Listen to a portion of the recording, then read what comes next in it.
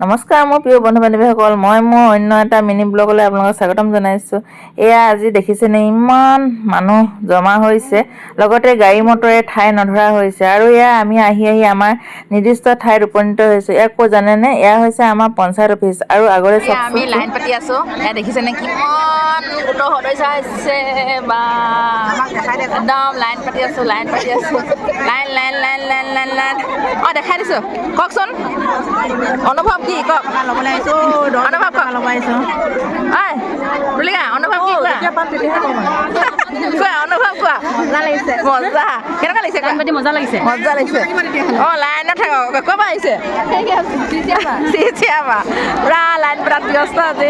ইমান ৰ'দত লাইন পাতি আছোঁ আৰু আজি হৈছে 2024 চনৰ জানুৱাৰী মাহৰ 18 তাৰিখ আৰু অসমৰ মুখ্যমন্ত্ৰী হিমন্ত বিশ্ব শৰ্মা ডাঙৰীয়াই নতুন আঁচনি এখন মুখ্যমন্ত্ৰী মহিলা উদ্যমিতা অভিযান আঁচনিৰ মৰ্মে মহিলাসকলক গোটৰ মহিলাসকলক এককালীন সাহায্য হিচাপে 10,000 টকা পইচা দিম বুলি যি চুক্তিবদ্ধ কৰিছিলে এটা গছপুলি ৰোপণ কৰাৰ পিছত, আৰু সেই 10,000 টকা দিয়াৰ বাবে প্ৰথমে আমাক এখনকৈ ফৰ্ম যোগান ধৰিছে আৰু সেই ফৰ্মখন আনিবৰ বাবে আমাক পঞ্চায়ত অফিচলৈ আমন্ত্ৰণ কৰিছিলে।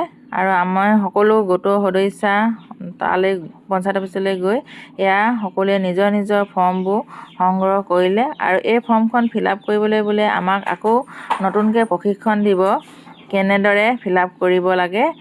আৰু এয়া আমি গোটৰ সদস্যই গৈ আমাৰ নিজৰ ফৰ্মবোৰ উঠাই ল'লোঁ আৰু এতিয়া কোনদিনাখন মাতে ফৰ্ম ফিল আপ কৰিবৰ বাবে। আৰু এয়া কিমান যে গোটৰ সদস্য তাত উপস্থিত হৈছে ফৰ্মখন আনিবৰ বাবে। মনত এটা প্ৰশ্ন, মই কিন্তু কৰা নাই, বাকীবোৰে কৈছে আৰু সঁচাকৈ দিবনে?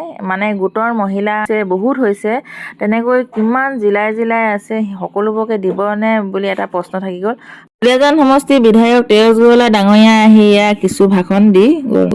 চৰকাৰে দিয়া 10,000 টকা পাওঁ নেপাওঁ সেইটো পিছৰ কথা, কিন্তু কাগজ জেৰক্স কৰোঁতে যিমান টকা পইচা গৈছে আৰু পঞ্চায়ত অফিচলৈ আমাৰ কিছু দূৰ হয়, সেই বাটলৈ যাবৰ বাবে আমাৰ গাড়ী এখন ভাড়া কৰিবলগীয়া হয়। আৰু সেই গাড়ী ভাড়া পইচা কেইটকা আমি ঘূৰাই পাম নেপাম সেইটো বহুত দূৰৰ কথা।